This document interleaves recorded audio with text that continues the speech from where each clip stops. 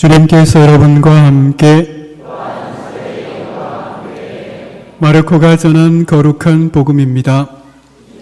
영광 받으소서. 하느님의 아드님 예수 그리스도의 복음의 시작.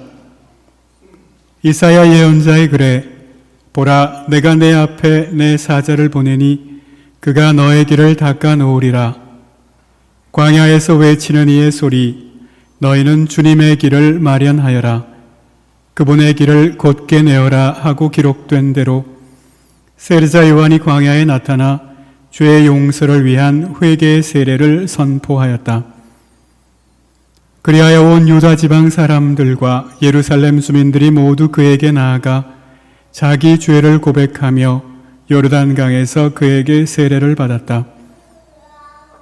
요한은 낙타 털옷을 입고 허리에 가죽띠를 둘렀으며 메뚜기와 들꿀을 먹고 살았다. 그리고 이렇게 선포하였다. 나보다 더 큰 능력을 지니신 분이 내 뒤에 오신다. 나는 몸을 굽혀 그분의 신발끈을 풀어드릴 자격조차 없다. 나는 너희에게 물로 세례를 주었지만 그분께서는 너희에게 성령으로 세례를 주실 것이다.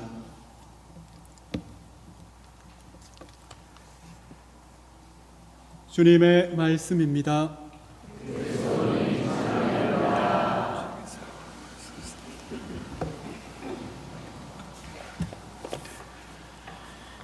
예대림 제2주일입니다.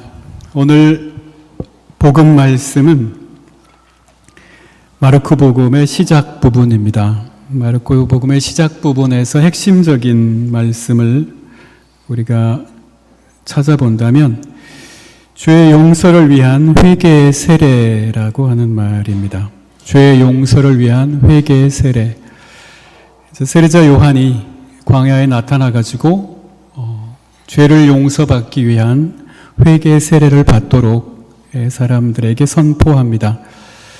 세례자 요한의 사명은 주님의 길을 마련하는 것인데, 그래서 우리가 루카복음을 보면 뭔가 이렇게 탄생 이야기로 시작을 하거든요. 루카복음을 시작할 때 보면 세례자 요한의 탄생 예고가 있고, 그 다음에 이제 예수님의 탄생 예고, 성모 영보 이야기가 나오고, 그리고 이제 세례자 요한이 태어나고, 그리고 이제 루카복음 2장으로 가면 이제 예수님이 탄생하는 것으로 이야기가 쭉 이렇게 흘러갑니다.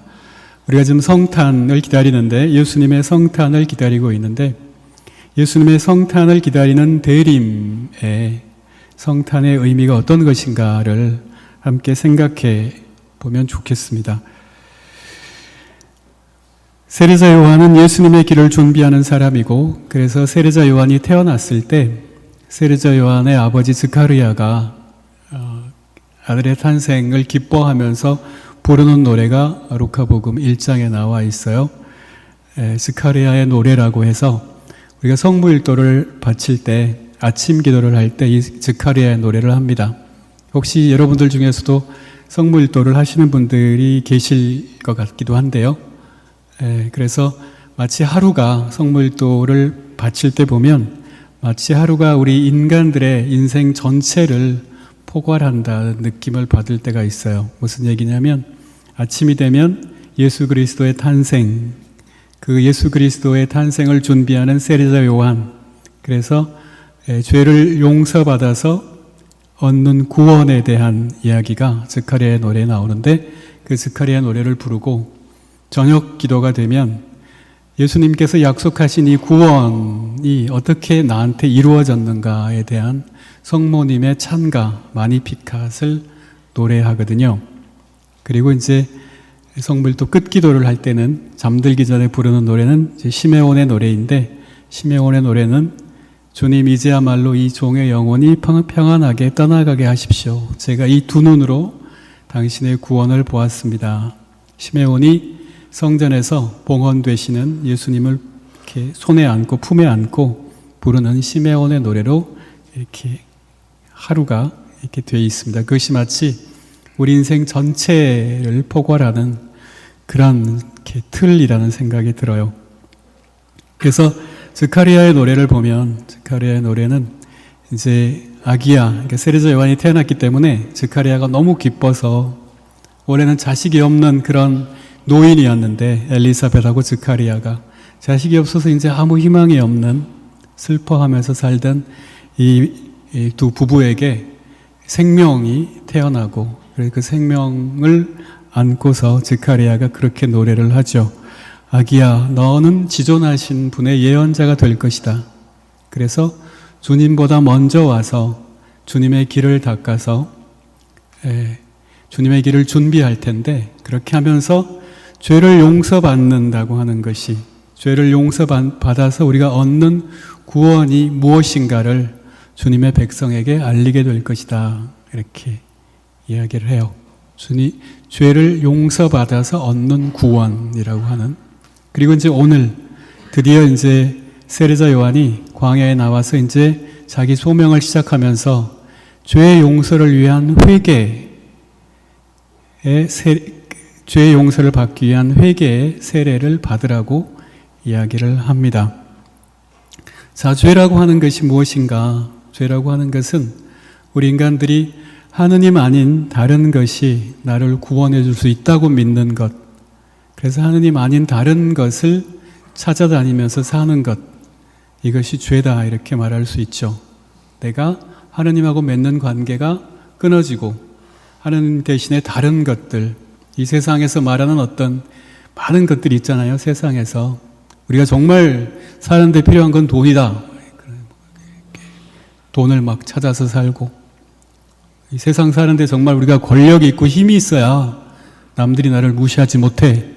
그래서 막 힘을 찾아서, 권력을 찾아서, 지금 이제 우리나라 막 그러잖아요. 막 정치, 막 권력을 잡기 위해 막 박이 터지게 싸우고 있는데, 그것이 나를 구원해 줄 수 있으리라고 생각하기 때문에 권력을 찾든지 아니면 명예를 찾든지 그런 것들을 붙들고 사는 것, 이것이 죄라는 거죠. 근데 중요한 것은 왜 우리가 이렇게 죄에 빠질 수밖에 없는가라는 것이고, 그것이 우리 인간들의 약함, 우리 인간들의 가난함, 우리 인간들의 비참 때문이다. 모두가 다 실제 살다 보면 어려움들을 겪고 힘든 상황들을 겪고 다 고통들을 당하고, 그것이 우리 인생이잖아요. 우리 인간들의 인생. 그랬을 때 우선 가까이 있는 것, 우선 눈에 보이는 것, 그것을 찾아갈 수밖에 없는, 그것이 우리 인간들이다라는 것이고, 그래서 그런 인간들의 약함과 가난함이라고 하는 것, 그리고 그런 약함과 가난함이라고 하는 것 자체가 우리 인간들에게 있는 고통의 상황, 아픔의 상황, 우리가 그 누구도 예외 없이 이 세상에서 살아가면서 겪는 어려움들, 그런 것들이 이미 있다고 하는 것, 그리고 우리가 그것을 우리 스스로 그런 것들을 헤쳐나갈 만한 그런 힘들이 없기 때문에 어쩔 수 없이 뭔가를 부여잡는다고 하는 것, 그것이 우리 어떤 죄의 상황이라고 하는 것이죠.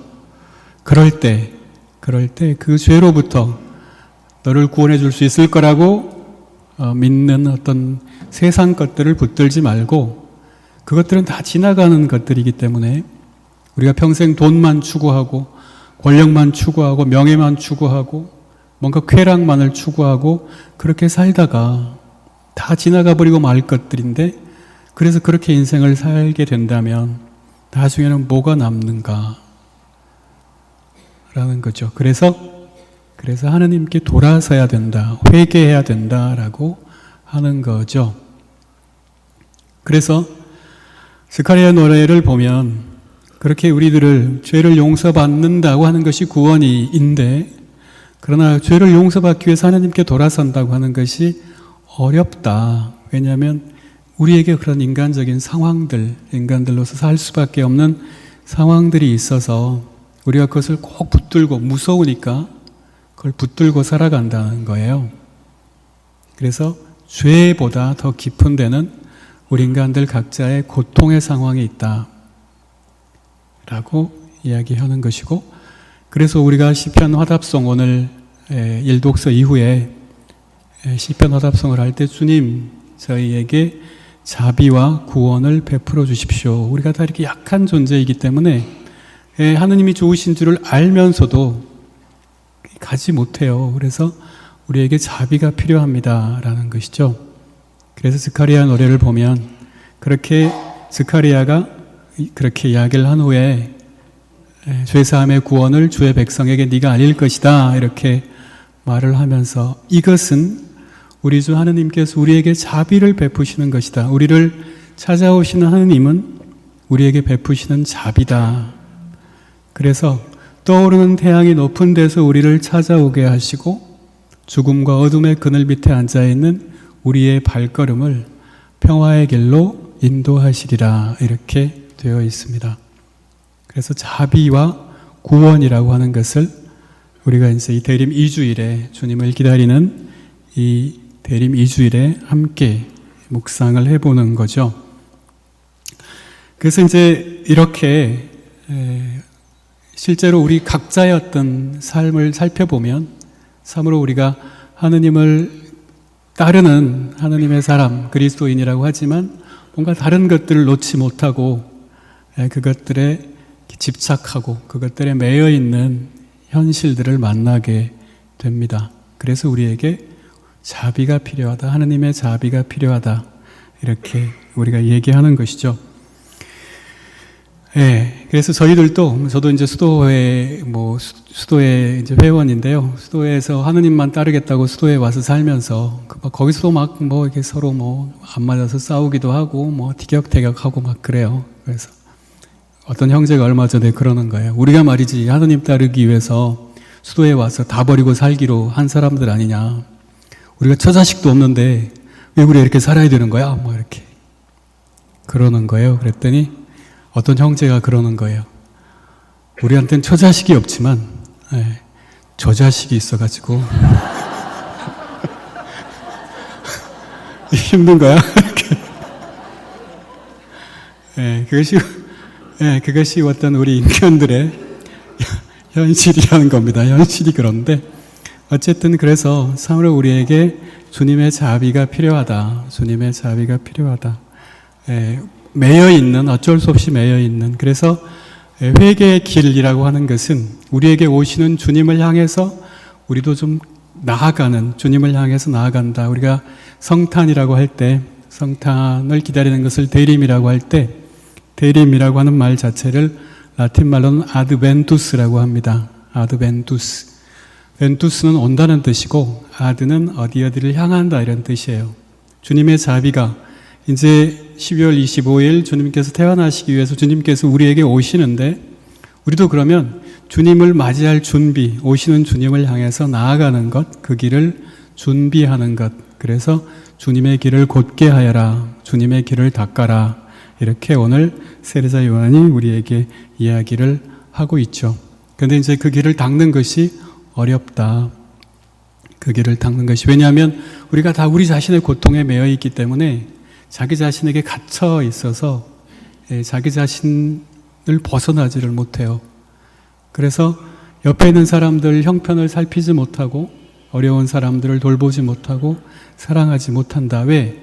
그만큼 자기 자신에게 사로잡혀 있기 때문에, 내 자신에게 사로잡혀 있기 때문에. 불가에 가면 그런 이야기가 있는데 부처님이 살던 시대에 어떤 노인이 살았다고 그래요. 어떤 노파가. 근데 이 노파가 있었는데 부처님을 보는 것조차도 싫어했다 그래요. 부처님을. 그래서 부처님을 보는 것도 싫어하는데 꼭 부처님이 자기 앞에만 나타나요. 내가 싫어하고 피하니까 계속 나타나셔. 그러니까 안 보려고 고개를 계속 돌리는데 고개를 돌려도 또 내 앞에 나타나시는 거예요. 그래서 나중에 안 되겠으니까 손으로 이렇게 눈을 가렸다는 겁니다. 이렇게. 그랬더니 내가 가린 그 모든 손가락마다 부처님의 얼굴이 이렇게 나타나더라 하는 그런 이야기가 있습니다. 그러니까 그 회개라고 하는 것이 얼마나 어려운 일인가. 우리가 자비를 향해서, 우리를 향해서 오시는 주님을 향해서 우리의 마음을 여는 것이 얼마나 어려운 일인가. 그런 것들을 생각해 볼 수가 있겠죠. 자, 모두의 우리 신부님, 주임 신부님이 말씀하신 대로 제가 이제 오늘은 우리 신앙 연구소에 어떤 평신도 신앙, 평신도들의 어떤 그 신앙의 운동을 위해서 이제 애쓰는 그런 활동을 소개하기 위해서 왔거든요. 그래서 잠시 그 동영상을 보고 이야기를 계속 이어갈게요.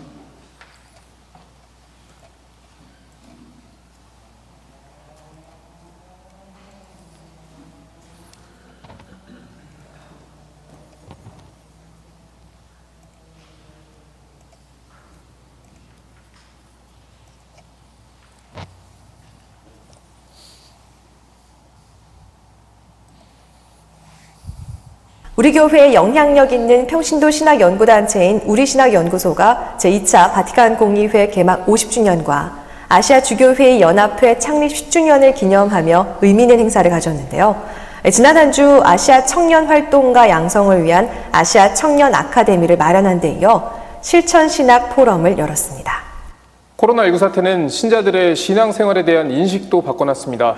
우리신학연구소가 신자들의 의식을 조사해봤더니 일상에서 신앙을 실천하는 일이 중요하다는 답변이 압도적으로 많았습니다.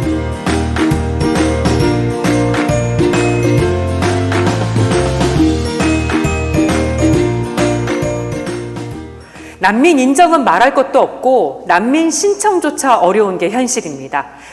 우리신학연구소가 우리와 같이 사는 이주민 이야기를 주제로 온라인 세미나를 열었습니다.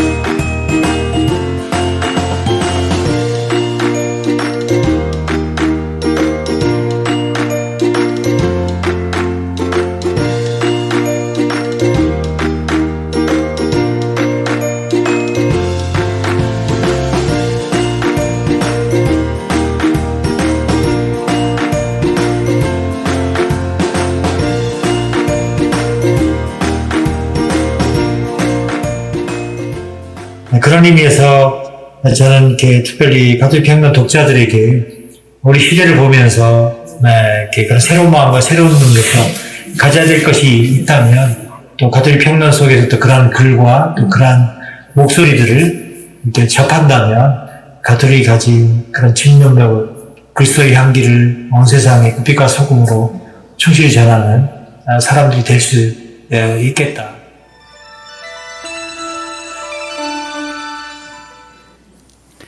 예, 문창호 주교님이 잘 말씀을 해주셨는데, 우리의 믿음, 우리가 정말 복잡하고 힘든, 뭐가 뭔지 잘 모르겠는 이러한 세상에서 하느님의 길을 잘 걸어가기 위해서는 참된 어떤 신앙의 길을 식별하고 그것을 이야기해주는 그런 사람들이 꼭 필요하다는 생각이 들어요. 그리고 우리 신학연구소가 바로 한국의 현대사회, 지금 우리가 살고 있는 2024년 이 현실 속에서 참된 신앙을 살아가기 위해서 어떻게 해야 되는지 그런 것들을 공부하고 연구하고 사람들에게 알리는 그런 역할을 하고 있습니다.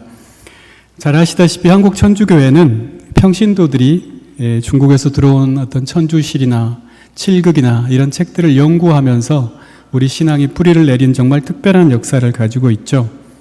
그래서 우리 한국 천주교에서 우리 신학연구소는 평신도들의 신학 운동을 지지하고 그러는 신자들, 사제들, 수도의 단체 이런 곳에서 1994년에 협동조합 방식으로 설립한 평신도 중심의 연구소입니다. 그래서 이제 아까 잠깐 보셨을 텐데 다양한 배움의 장들이 필요하다고 저희들이 생각을 하기 때문에 대림식이나 사순시기에 신자들이 성경을 읽고 교리 공부를 할 수 있는 물동이 같은 문제집도 만들고 또 신학이나 신앙에 관한 책들도 출판하고 강좌, 세미나 같은 것들도 열어서 참여하고 싶은 분들에게 기회를 열어드리고 있습니다. 또 개간지로 가톨릭 평론이라고 하는 잡지도 발행을 하면서 세상 안에서 우리 가톨릭 신자들이 성숙한 가톨릭 시민으로 어떻게 살아갈 수 있는가 이런 것들을 성찰하는 그런 공론장을 만들어서 활동하고 있기도 하고요. 물론 이런 일들을 하는 데는 이제 물질적인 어떤 기반, 토대도 필요하죠. 이제 참 쉽지 않은데 사실은 정말 사명감으로 뭉친 이게 평신도 신학자들이 이런 일들을 지금까지 해오고 있어요. 그래서 코로나 시국에 참 어려웠었는데 광주대교구 정영달 신부님이라고 하는 분이 돌아가시면서 이제 저희들을 위해서 이렇게 큰 액수를 기부를 해주셔서 유산을 남겨주셔서 지금까지 명맥을 이어오고 있는 상황입니다. 마두동 성당 신자분들도 함께 해주신다면 저희들을 이 귀한 사도직에 계속 이어가는 데 큰 도움이 될 것 같습니다. 그래서 구체적으로 도와주시는 방법은 매달 10,000원씩 정기 후원해 주시면 정말 감사하고요. 거기에 5,000원을 보태가지고 15,000원 이상 이렇게 후원을 해 주시면 아까 말씀드린 가톨릭 평론을 선물로도 드립니다. 이렇게 해 주시는 연구소 후원금은 국세청 연말정산 기부금 혜택도 받으실 수가 있거든요. 근데 이제 책만 보고 싶으신 분들은 가톨릭 평론을 이제 정기 구독해서 보실 수도 있습니다. 지금 이제 나가시면, 미사 끝나고 나가시면 성당 입구에서 저희들이 이제 연구소에서 만드는 책들, 또 가톨릭 평론 전시해 놓고 있으니까 미사 끝나고 그냥 가지 마시고 들러서 어떻게 무슨 활동들을 하고 있나 좀 봐주시고 격려도 해주시면 저희들한테 정말 큰 도움이 되겠습니다. 그리고 가톨릭 평론 과월호, 또 물동이 대림시기 문제집도 원하시는 분들에게는 그냥 선물로 드리도록 할게요. 세상을 해서 빛과 소금이 되려고 하는 이런 소명을 되새기는 대림 제2주일 인권주의를 맞아서 우리 모두가, 여기 있는 우리 모두가 사실은 다 평신도잖아요. 그래서 평신도로서 세상 안에서 하나님께 받은 은사를 어떻게 나눌 수 있을지, 또 평신도 사도로서 어떻게 살아가야 할지 마음속으로 생각해 보면서 저희 우리 신학 연구소를 위해서 기도해 주시고 후원도 해 주시면 감사하겠습니다. 여러분들 아마 들어오실 때 주보에 그 후원 용지를 같이 끼워 놨거든요. 그래서 여러분들이 이제 거기에 이렇게 작성을 하셔서 볼펜도 같이 있으니까 이렇게 나가시면서 내주시면 저희들한테 정말 큰 도움이 될 거예요. 한국 가톨릭 교회는 평신도들이 시작한 교회이기 때문에 이 우리 교회의 길도, 앞으로의 길도 평신도들이 열어갈 거다. 저희들은 그런 신념을 가지고 있습니다. 여러분들이 그 후원지를 작성하는 동안 시간이 좀 남아서 제가 노래를 한 곡 하려고 해요. 괜찮을까요?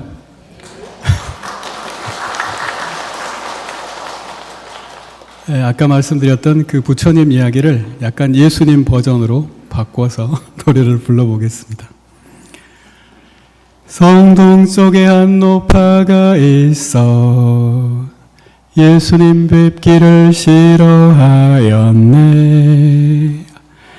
외양 고개를 돌리고 그분 뵙기를 피하였으나 종래 그러지 못해 두 손으로 얼굴을 포카리더라.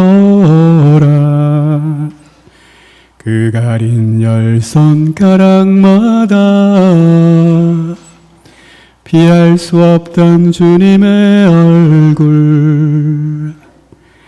그 가린 10손가락마다 피할 수 없던 주님의 얼굴. 성동 쪽에 한 노파가 있어 예수님 뵙기를 싫어하였네. 끝입니다.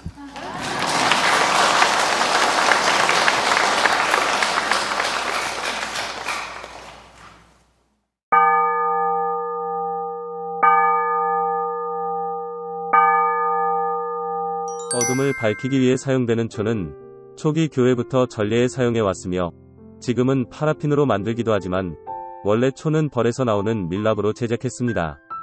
교부들은 동정성과 희생성을 지닌 벌을 동정 마리아로, 벌에서 나오는 밀랍은 동정 잉태의 결실로 예수 그리스도의 몸에 비유했습니다. 이후 초는 빛으로 이 세상에 오셔서 만방을 비추는 예수 그리스도를 상징하며 성모님과 성인의 성상 앞에 초를 켜놓는 것은 성인들에게 주어진 덕을 상징하고 전구를 청한다는 의미가 있습니다. 우리는 초를 봉헌하며 스스로를 태워 빛을 내듯이 우리도 스스로의 희생을 통해 세상의 빛으로 타올라야 한다는 초의 깊은 뜻을 마음에 새겨야 하겠습니다. 우리 성당에는 초를 밝혀 기도할 수 있는 초 봉헌대가 3곳에 설치되어 있습니다. 초봉헌 때는 1층 사무실 앞 성녀 소아 대레사상, 1층 성당 외부 성모상, 6층 하늘정원 성모상 앞에 위치하고 있습니다. 우리 본당의 주보 성인인 소아 대레사 성녀와 함께 성인품에 오르신 성녀 부모님의 모범적인 신앙생활을 기리며 성가정을 이루고자 하시는 분들이 소아 대레사 성녀상 앞에 초를 봉헌하며 기도드리면 좋겠습니다. 또한 성 프란치스코 하비에르와 함께 포교사업의 수호자이신 성녀 소아 대레사 곁에 초를 밝히며 천주교 신앙을 권해드리고 싶은 주변 분들의 입교와 냉담 교우들의 회두를 위해 기도해 주시기를 권장합니다. 6층 하늘정원 성모상 앞에는 기존 1층에서 초를 구입하여 6층으로 가져와 봉헌하던 불편을 해소하기 위해 초봉헌대와 판매대를 결합하여 제작했습니다. 1층 성당 외부 성모상 앞에 새로이 초봉헌대를 마련했습니다. 초는 1층 사무실 앞 소아대레사 초봉헌대에서 개당 1,000원에 구입하여 봉헌해 주시기 바랍니다.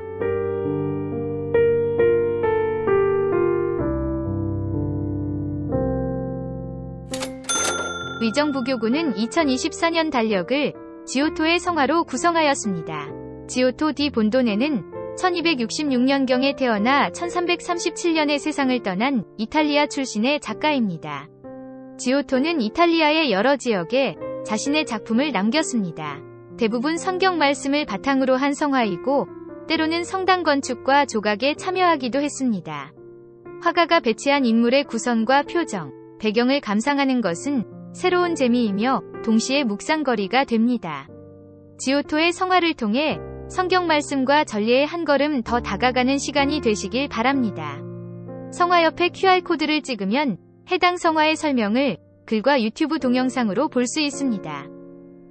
매월 성화 아래에 QR코드를 찍으면 해당 성화의 설명을 글과 유튜브 동영상으로 볼 수 있습니다. 네, 공지사항 몇 가지 말씀드리겠습니다. 초봉헌대 설치한 이야기 잘 들으셨죠? 네, 그래서 신자분들이 편리하게 초봉헌하시고 기도하실 수 있도록 준비했으니까요. 많이 이용해 주시고요. 오늘 우리 황인수 이난시오 신부님과 우리 신학연구소 우리 평신도 신학자분들 함께 오셔서 후원회원과 후원회원 모집하고 평론지 구독 신청 받습니다.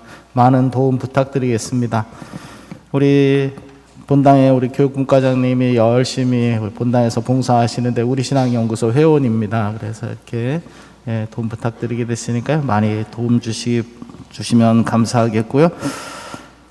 공지사항 말씀드립니다. 주보에는 나와 있지 않지만 지난 2주 동안 공지해 드린 대로 세계 평화와 한반도의 평화를 위해서 함께 기도하고 활동하실 평화사도를 모집합니다. 그래서 관심 있으신 분은 미사 후에 바로 1층 만남의 방에서 첫 모임 갖도록 하겠습니다.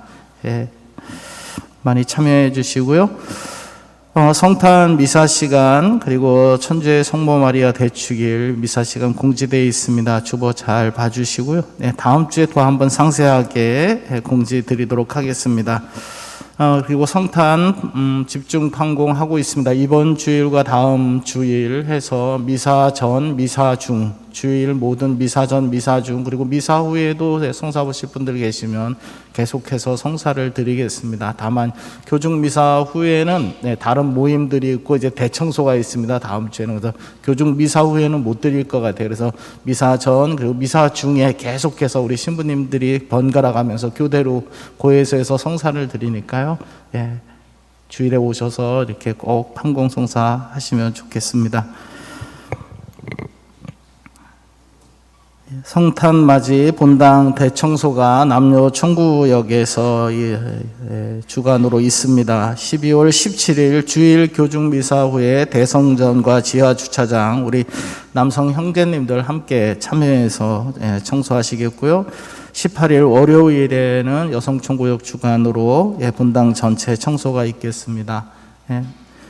여러분이 참여해서 같이 해주시면 짧게 하고 더 이렇게 기쁜 시간들 될 것 같습니다. 그래서 많은 참여 부탁드리겠습니다. 그리고 대림 특강 제가 2차례 준비했는데 지난 수요일에 우리 고정희 마리아 교수님 오셔서 불멸의 화가 까라바조 어떤 일대기와 그의 작품들에 대한 것들 아주 그냥 성황리에 이렇게 잘 마쳤습니다. 대림특강 두 번째 시간은 한진섭 조각가님 오셔서 바티칸의 김대건 신부님 성상이 축성되고 봉헌되었는데 그 시작과 어떤 끝 어떻게 이루어졌는지 그 어떤 과정들 어떤 의미가 있었는지들 안내해 주시겠습니다. 많은 참여 부탁드립니다.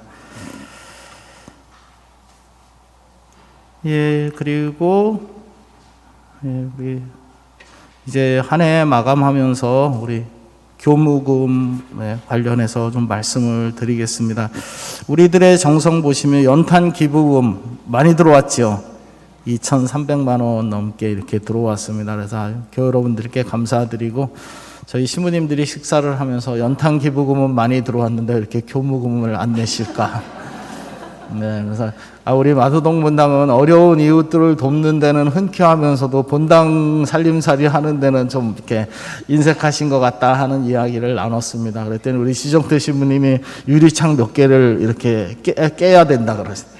찬바람이 막 들어오고 그러면 교무금을 내시지 않을까. 내가 교무금을 안 내면 어떤 일이 있는지를 피부로 좀 느껴야 교무금을 내실 것 같다 그러는데 유리창 안 깰 겁니다. 그러니까 걱정 안 하셔도 되고요. 다만 이렇게 우리 어려운 이웃들도 잘 도와주시니까 본당 살림도 어렵습니다. 저희가 큰 본당이라서 좀 어려움이 있으니까요. 아직까지 교무금 내지 않으신 분들, 좀 미뤄두신 분들 있으면 12월이니까 해주시면 저희 아직 교구 납부금도 다 못 냈거든요. 그래서 도움 주시기 부탁드리겠습니다. 다시 한번 우리 미사 후에 우리 신앙연구소 후원회원 모집에 많은 관심 참여 부탁드리겠습니다.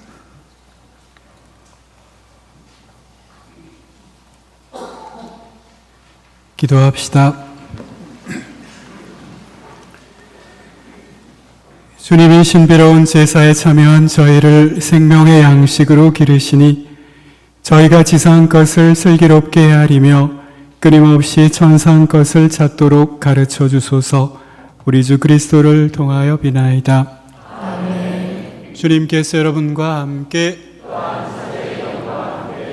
전능하신 천주 성부와 성자와 성령께서는 여기 모인 모든 이에게 강복하소서. 아멘. 주님을 찬미합시다.